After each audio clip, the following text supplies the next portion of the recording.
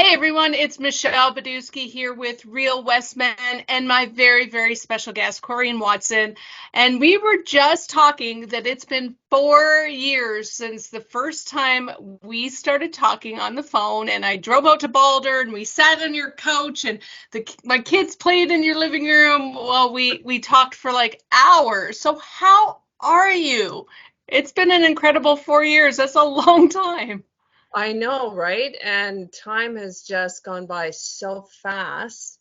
There's been incredible changes within my family, with my boys and everything. Um, so the son that we discussed 4 years ago, he is happier than a clam, living in his place, has wonderful workers. They are like my family. I phone every week and we have monthly visits, and it's turned out so well from how horrible it was when we had done our last interview. Well, I am so glad to hear that. I did actually repost those interviews, and I was kind of watching them thinking, man, we cut out a lot because we talked for, I think it was 3 hours, and we Yeah, ended up just posting like these little snippets. But just to remind everyone, we were talking 4 years ago about the impacts of having children with exceptional abilities. You have two sons, Travis and Willy, right? correct. Yep. Two sons. You have four children, so two sons, two daughters, and Travis and Willy are both on the autism spectrum disorder. They're on the spectrum. And at that time, we were really talking about the impacts on you, your mental health, the family dynamics, and about the help or lack thereof that you found when they were in school.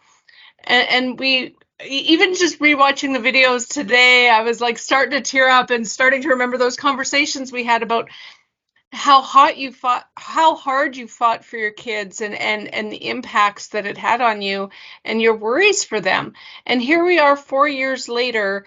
We went through COVID, and at that time, that was your biggest hope, was that you would find a home, a group home, where Travis could have like some independence, and you can, kind of start the next chapter in your life. And that sounds like that's what's happening. That is what's happening with Travis. And then the other shoe fell. Oh no, oh no, oh no. Yeah. So then Willie decided in the summer, I believe it was 2019, that he wanted some friends and it was time to leave Baldur. He wanted to expand his horizons. And I'm like, you mean you want to leave mom? You want to leave all of this? What? Why are you even thinking that, right? So, okay, whatever. So, I got in touch with his worker, and his worker said, "You know, I think I might have the perfect place." And I'm like, "Oh, that was quick. Okay, I'm totally not prepared for this. Okay, anyways, we're going to do this." So, Willie and I drove into Brandon, and we went to a licensed home share provider, met with her, took a tour of the house, and talked openly about what Willie wanted out of life. He was going to go to Career Connections for a while, do some job training. We got hold of the worker, and I said, what did the home share provider think? And oh, everything was great. She thought Willie would fit in quite nicely. So Willie moved 2 to 3 weeks later. Like, it was like quick, and he knew what he wanted, and it was fine. He was the only person in this home share going in. And that was fine. Coreen, can you explain something to me? Like you said, a licensed home share. So these are private homes that are licensed by the province to provide um, housing and Care. care. Yeah. So room, board, anything that a parent would do, they take on that responsibility as a home share provider. So they are paid rent, they are paid level of care, they are helped out with grocery allowance. And so I'm just like, okay, we're in. So we got Willie moved in. He got along fine with the home care provider. She had taken him up to Clear Lake. They were doing road trips. He was getting into an environment where he had never experienced before. And his first Christmas, he, the house was fully decorated and he was sitting in the chair in front of the fireplace and he had really found his place. And so I was just like, okay, now I can take a breath. Both boys are looked after. Everything is great. Willie got signed up. He went into Career Connections. He did that. He was doing really, really well. And then a year had passed since he was in the home share. And then things started to change. And it was a very subtle change. And I'm like, I don't understand what's going on. So all of a sudden, Willie wanted to come home every weekend. And he didn't seem to be interested in staying in Brandon. And he actually dropped out of Special Olympics bowling. And he had just changed. And I could not understand what was going on. He wouldn't tell me what was going on. He was in this different frame of mind. So randomly one night, we were chatting on the phone or texting or something, and by that time he had found employment, and he's still employed at the same place, doing very well there. And I said, "Oh, so what's for supper tonight?" And he had been on an 8 to 4 shift or something, and he said, "Well, I don't know." He said, home share provider, I'm not going to say names. He just said, she's in her office, she hasn't come out, and there's nothing to eat. And I said, oh well, there's got to be something to eat. Like, is there chicken? Is there mashed potatoes? Like, look in the fridge, there's got to be something. He said, Mom, there is nothing. And so that was my first red flag. And I said, okay, go to the pantry and tell me what you see. So he's naming off stuff. And I said, okay, open a can of ravioli, make some toast, have that for supper, call it a night. I'll talk to you tomorrow. He says, okay, fine. Like, Willie's 6'5". I mean, he's in a very physically demanding job. So as time went on and he was doing home visits, and this is probably okay, I'd say about early summer, going into the second year that he had been there. And this is during COVID as well, right? Yeah. So he was coming home and his appetite, like, I'd sit down and I'd make this big meal and he was like gorging. And I'm looking at him and I go, okay, I don't know what's going on, but nobody's taking anything away from you.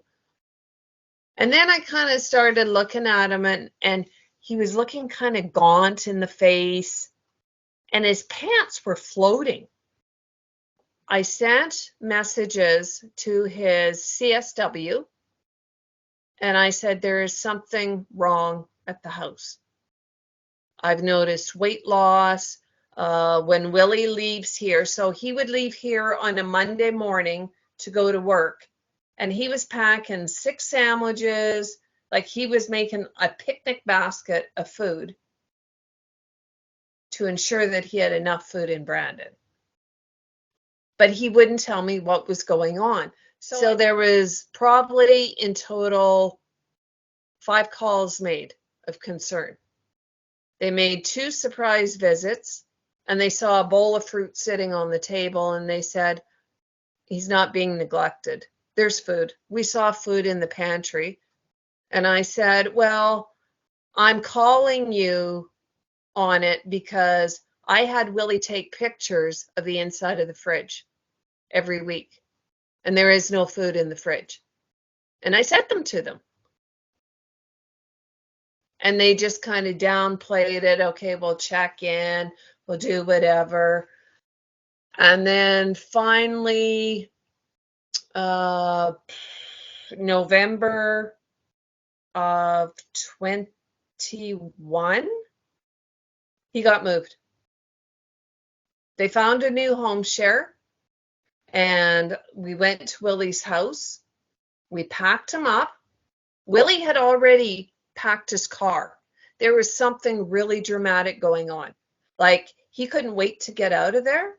We had already visited for a new home share. Everything was set up and whatever.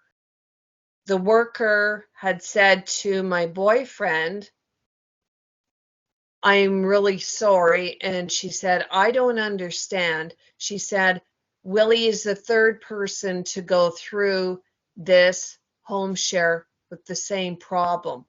So my boyfriend tells me this on the way home, and I am like, what? What? The 3rd person? Why was her license even valid after the first complaint? Why wasn't there an investigation done? And that's all they ever told you about this placement? That's it. Wow.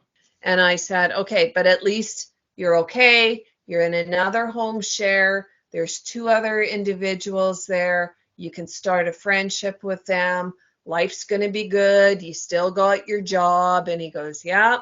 So that was fine. And it was fine for a month. And then things started happening again. But Willie never said anything. Started coming home every weekend. He was very withdrawn. And then this one time, he's getting ready to go back to Brandon, and he's got all his stuff for lunch, and he's got his laundry, and he's just kind of sitting there. And I said, so you got everything? Are you ready to go? And he just broke down. And I said, what is going on? And he said, I don't want to go back. And I said, okay, what's going on? And he was so upset, he couldn't even talk. And he just said, things just aren't right. And I said, okay, well, we're going to talk about this later, but I'm going to look into things. And I want you to start journaling. And he said, okay, I will do that. So he did. Now, it took almost a year for him to come forward, and he wasn't himself. And he went from a size 38 pants to a size 34. And I as said, a mom, I think, we know our children. We know when something is off, and it breaks my heart to hear this, Coreen, that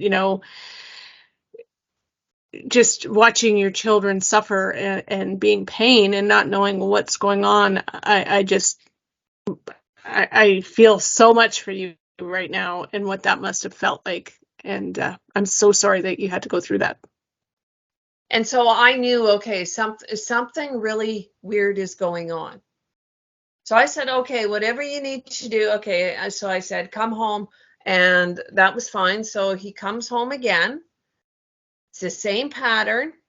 and he's off by himself and whatever. And so one night I'm sitting in my room, and he always comes in and, do you need anything? You know, like he's just that type of guy.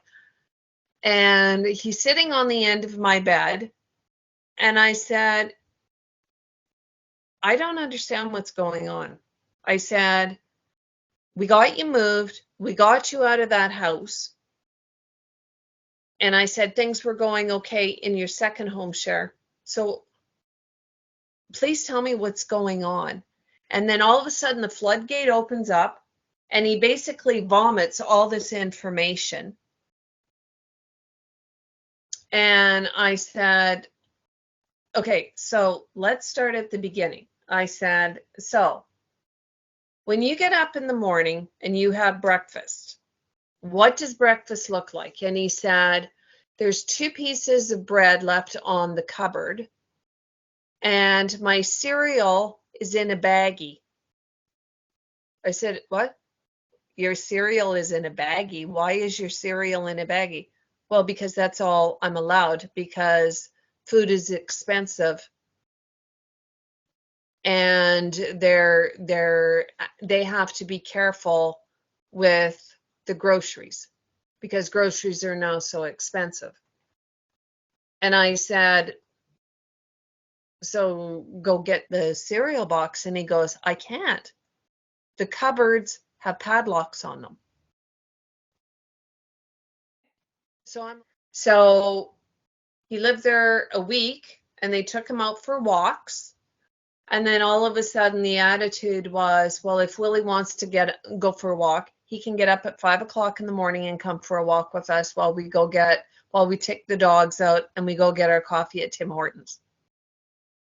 And I said, well, that's not appropriate, because Willie is working 1:30 to 9:30, and he's not going to get up at 5 o'clock in the morning to go for a walk. I said, that's your job to do something with him when he's home. So let's reiterate that these home shares providers are being funded from the provincial government with tax dollars to provide home, like a roof, food, meals, care, companionship, and provide all of these things. This isn't just something that they're doing out of the goodness of their heart. This is a job for them. They're getting paid. They're not renting a room to Joe Blow. They are taking on every responsibility like a parent or a caregiver, from taking them to the doctor, to taking them to emerge, to a parenting role. Right? And knowing that they are taking on this role with adults with special needs. And they've got 3 of them in their house. So, wow. Because Willie is employed, he's paying $870 out of his own paycheck to pay his share of room and board, and then the rest of it comes from the government from him. The other 2 individuals were not capable of working, so the government paid all of their share. Okay? So anyways, in Willie's talk with me, and he described to a T many situations where he was witness to emotional abuse, verbal abuse. He saw physical abuse towards one of the other gentlemen, being woken up in the middle of the night with the home share provider screaming at the top of her lungs at one of the other individuals. And Willie was absolutely just traumatized. He didn't even know how to explain what was going on. So I said, you need to journal what goes on every day, like the pros and the cons. So he did a 4-page storyline of what he saw, what he heard, and what was going on. So we contacted his CSW. We did a Zoom meeting, and Willie had dates, he had times, he had pictures. Like, this wasn't fabricated. I said, okay, it's our word against theirs. So Willie said, I'm going to take pictures and I will prove to my worker that I'm not lying. And I said, well, we shouldn't have to prove anything, but just to be clear, we will take pictures. So when they are away or when they are downstairs in their bedroom, I want you to take pictures of what your breakfast is, the baggie, the locked cupboards, anything else you find pertinent. And we presented it on an online interview with the CSW. She was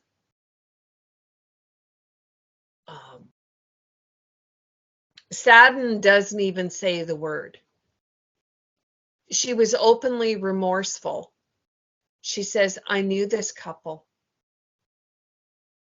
and I put Willie in there. I am so sorry. And I said, your caseload is indicative of how the system fails. I said, I'm not blaming you personally, but I said, you guys are so busy that I said, when you ask Willie, how are things going, like maybe once a month in a text, Willie goes, they're fine. And you phone the home share providers, everything's great. So why are you going to think any differently? And I said, how does this happen? Who is the watchdog? I said, okay, I am Willie's substitute decision maker. I always got my radar going. I'm always watching for cues. But what about these individuals that don't have family? What's happening to them? What about the individuals that cannot speak for themselves, or like Willie, they are so traumatized because Willie thought if he said anything, where am I going? What's going to happen to me? I have been in 2 homes and the same thing happened. Where is my safe place? So I said, you know what, Willie? I said, okay, we're going to change things. We are going into the Family Services building and we are going to report them. And they did an interview through Protection Services. They saw the pictures, they took his statement, and he was removed that day. They said, can you take him home until we find a new placement? But there will be no more home shares. I am sitting in the Family Services building on the 2nd floor, bawling my eyes out. And I said to his worker, I go, how does this happen? And I'm like speechless here, Coreen. It angers me and it saddens me that, when we spoke in 2019, you shared with me that one of your biggest fears as your children got older, that they would be on their own and living as independently as they were able in a facility or in a home or wherever that next step was for them. And you shared with me your biggest fear was that they would be taken advantage of because, they are vulnerable. And that's what you're sharing with me here today is that's what's happened.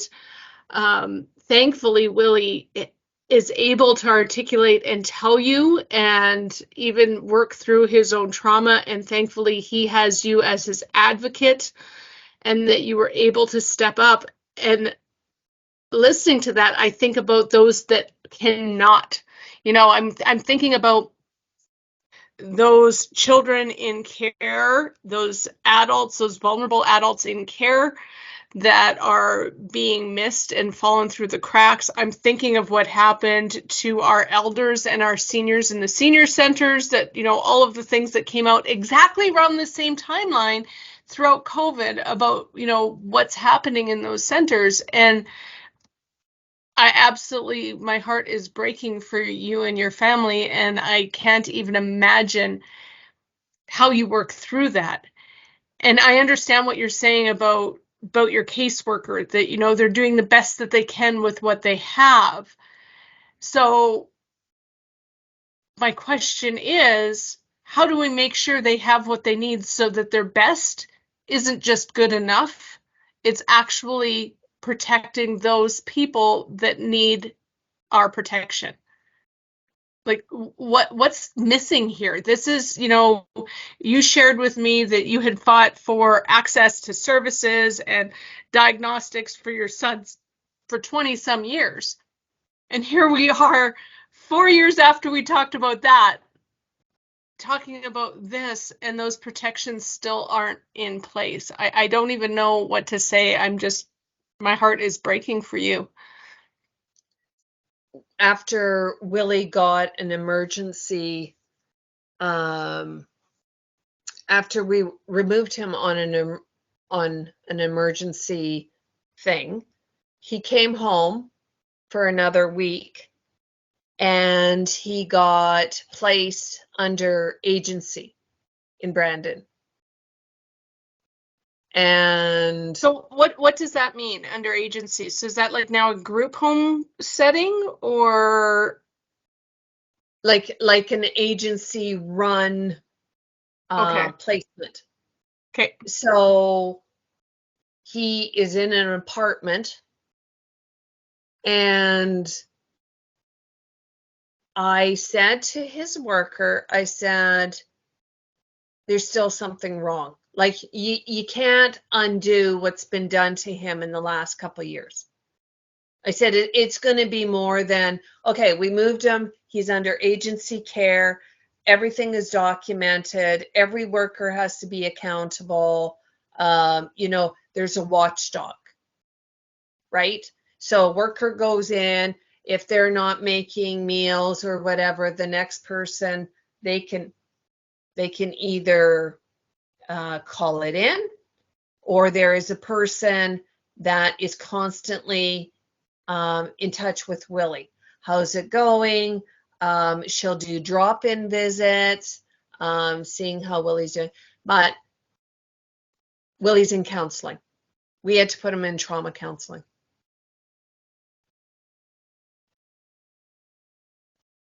Now, how does a well-adjusted, almost 30-year-old person who is capable of working and driving and the most respectful young man that I have ever known,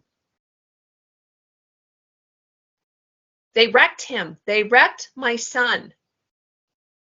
Now, who's going to be accountable for that? And when I said to the worker, I said, okay, he got moved, and I thank you for that. He's in a good place. Everybody's accountable. I can pick up the phone. They actually talk to me.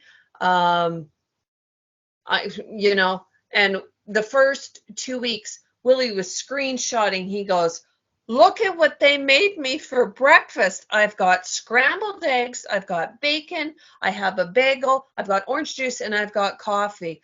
Wow, like, they're really going to feed me here. And I am like, holy cow, this is unbelievable. So I said to his worker, okay, I'm not backing down on this one. But I need to know,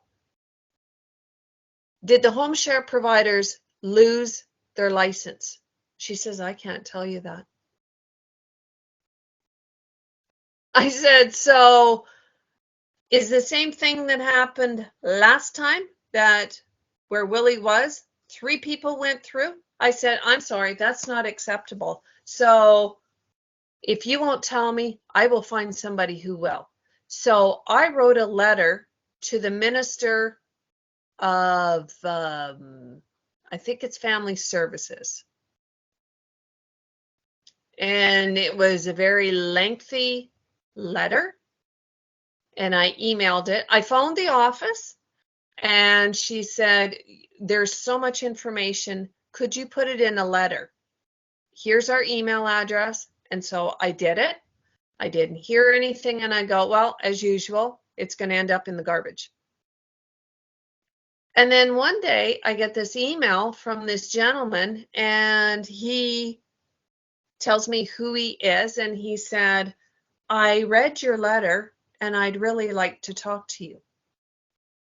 And I said, yes, I'd like to talk to you too. So we had a meeting via Zoom, and I went through the story that I just told you.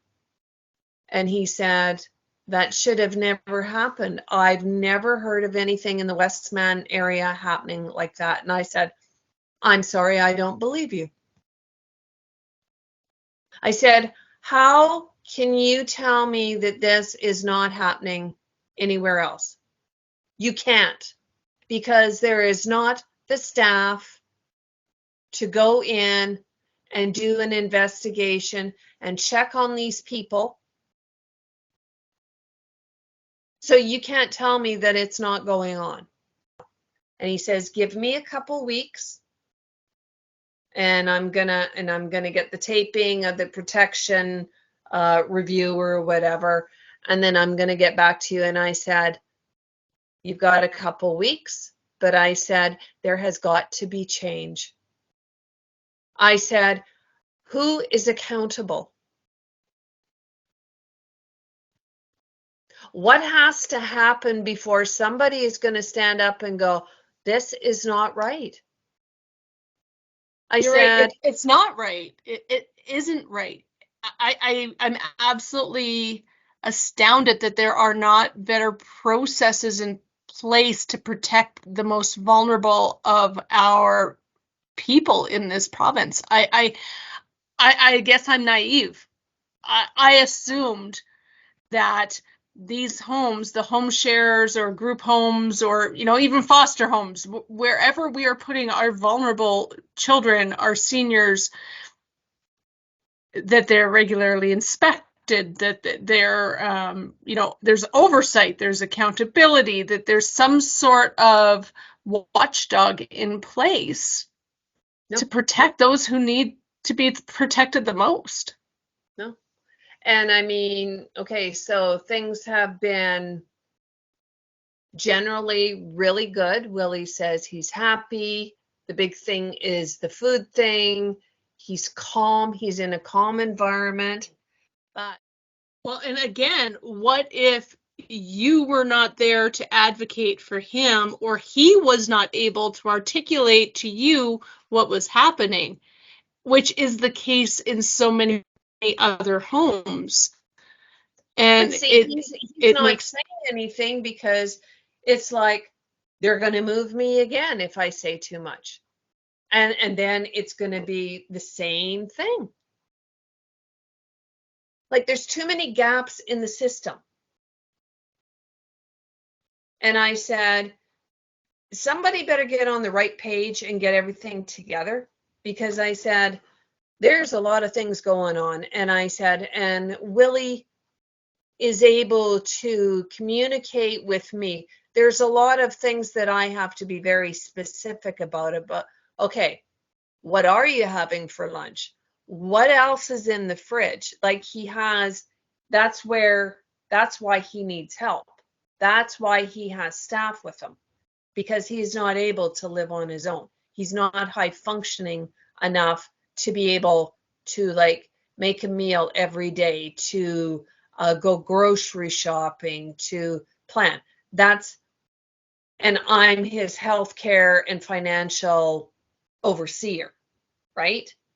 But what about all these other people that don't have family, or they're not in touch with their adult child because their child is now 40 years old. It's kind of making me ill, really. It really does when you think of the possibilities of what is happening with your son, and when you look at it and go, well, there's no way this is just a one-off thing. This is obviously happening elsewhere, and it is scary and heartbreaking. I think for everyone who's listening to us, if you do have a family member in care, check on them. Don't just rely on the everything's okay kind of comments. Check on them. When we spoke 4 years ago, one of the things that we talked about, and I don't know if you remember this, Coreen, but I just watched the video, so it's fresh in my mind.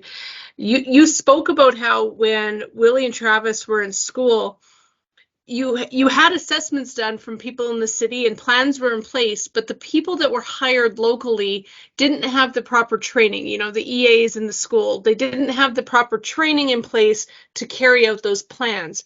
Is that something you're seeing here too? Is that like a training thing? Is it a staffing issue? Are the people that they are placing with Willie, are you confident that they know their jobs, or is there a lot of turnover? Like there's got to be. I'm looking for some solution here, and I'm just hoping that it's a simple solution of we need better trained people in these care homes. But what are you seeing? Well, for one thing, when I talked to this gentleman, who I'm waiting for a call back, he said, well, we just invested, I don't know how many millions of dollars. So the workers used to get $14.75 an hour or something like that. I don't know. The dollar amount doesn't matter. And now they're up to 19 something. And I said, and what does that mean? I said, every individual has a special need. I asked for a reassessment of his cognitive abilities, and I was turned down because these assessments cost too much money. And I said, when was the last time he was assessed? 2015. 8 years ago. Yep. Wow. So, if you tell Willie that the person he is living with, his roommate, whoever, or the guy he's working with, he's a nice guy, you'll get along with them great. And Willie go, yeah, okay. But if somebody said to Willie, do you have $20? I don't have enough money to pay for my cell phone. Willie would pay him. Like, he doesn't know boundaries. He's incredibly vulnerable. Exactly. And we're supposed to be protecting the most vulnerable. And so abuse does not always come in a slap or punch. His abuse was emotional, psychological, and he saw a lot of things he should have never seen. I'm so sorry, Coreen. I said to this gentleman from the ministry, I said, so what do we do? Do we hire more workers? Do we do more training? How do we safeguard our vulnerable people that are in these situations that for one reason or another are not able to live at home? But you get to a point where they shouldn't live at home. They should be out living their life, finding their own way, whatever that looks like. Because we're not going to live forever, right? Absolutely. And I'm just and the reason I got in touch with you today is because it's like,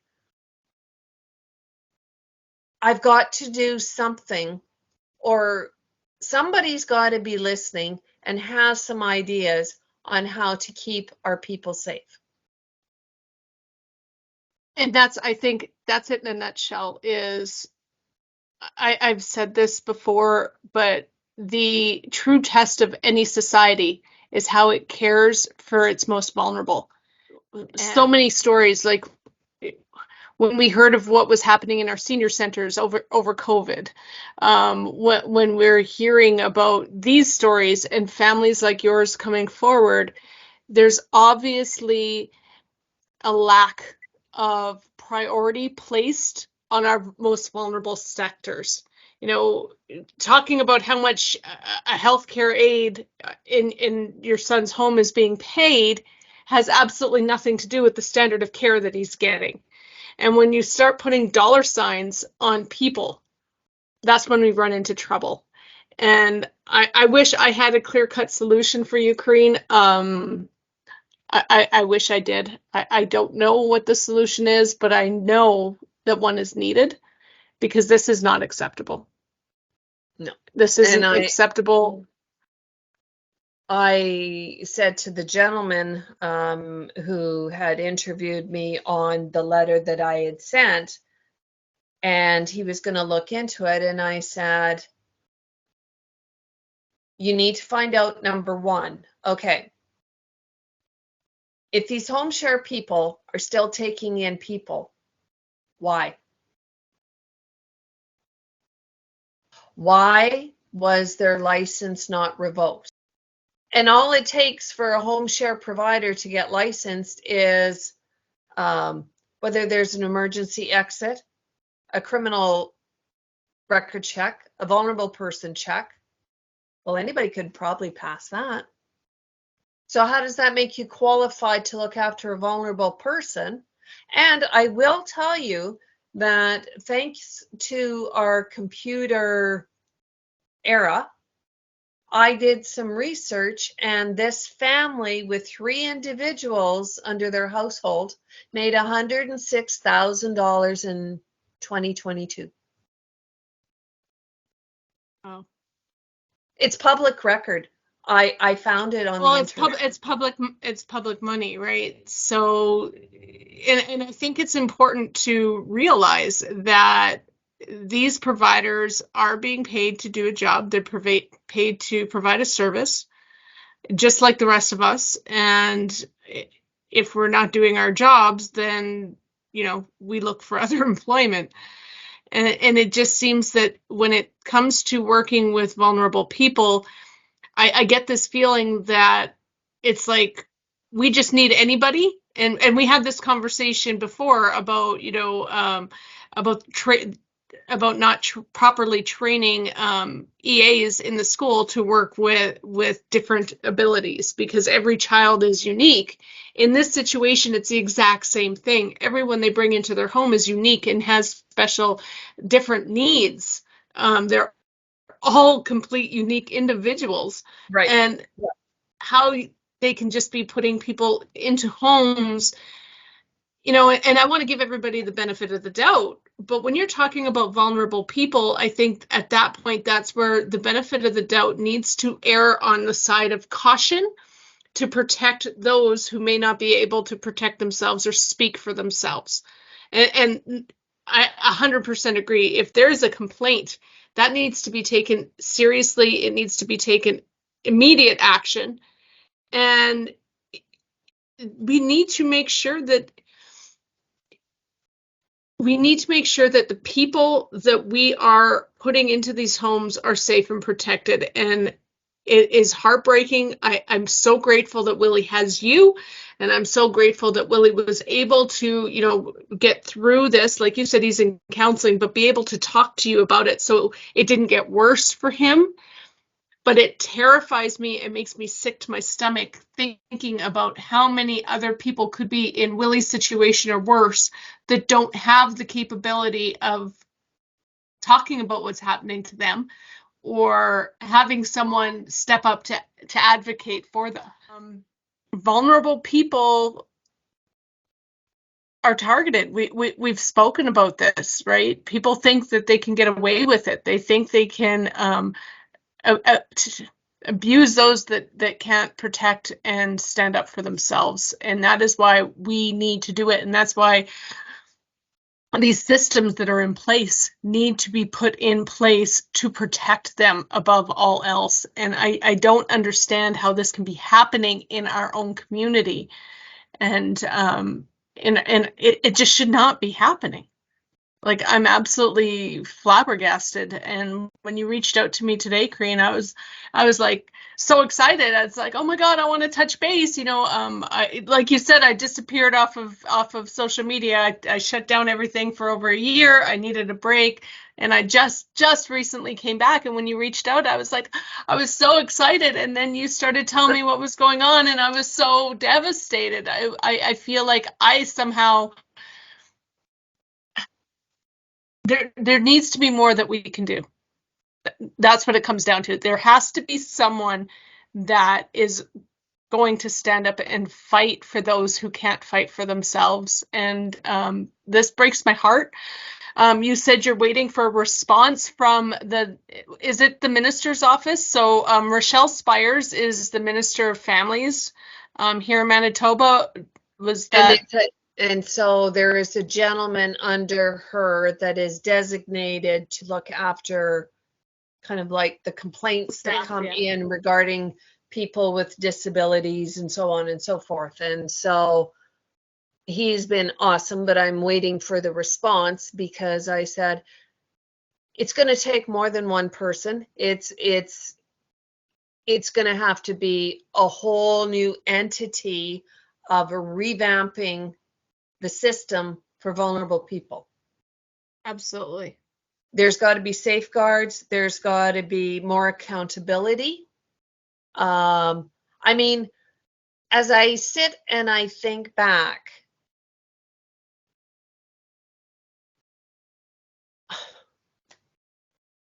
I almost wish, as hard as it was, and I burnt out. I am mentally burnt out. I say it now because, maybe I should just have kept them at home. No. Coreen, we have had this conversation. You have to take care of you, and this is not your fault. This is not your fault. This is, I mean, Willy's going to be 29. Okay, when something happens to me, who is going to be the watchdog? I thought, okay, so I got the school dealt with, everything is fine. Our interview pretty much was pretty raw about what had happened, right? Yeah. But it just doesn't stop. And it's like, well, no wonder parents are like, I cannot put my person in care and have a life because I am so scared that something will happen, that they will not be looked after appropriately. And that is on the system. That is not on you. And you know what? We need to fix it so this doesn't ever happen again. This is not your fault. You have given everything to your children. You know that. And I know that that guilt must be eating away at you, but this is not your fault. You did not let your children down. The system did. And we need to fix that system so that it doesn't let anyone else down. And I am going to look into this. I'm going to share your story. Obviously, that's why we do these, so that people have a voice. But I'm also going to look into exactly how this system works from the inside out and talk to more people about what's going on at the ground level. What's really happening, not what is the news headlines, but what's really happening. And hearing, your story and hearing others talking about some of the things that have been going on in our community is absolutely, it's mind-blowing, and it makes me absolutely furious. Furious how we do not have systems in place to protect our most vulnerable. And that is a societal failure on all of our parts. That, when I listen to, people complaining about how hard we have it, with COVID and, the lockdowns, and we had all the protesters screaming about how hard they have it. We were so, I don't know, distracted by these perceived hardships that we have been ignoring those who really needed our help the most. And I'm sorry for that.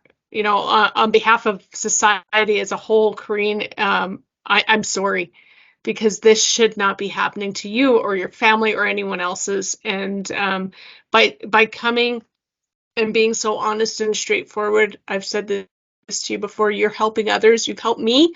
I think you've helped me today make some decisions in my life about, it was easy to walk away. I got to admit, you want to talk about burnout? I was like, okay, I'm done. I can't handle this anymore. I need a break. I need a break from being an activist. I need a break from being involved. And that was the easy way out for me. And we need to just share our stories. We need people like you and Willy who are courageous and brave that come forward and talk about these things so that we can fix them. And I want to thank you for that.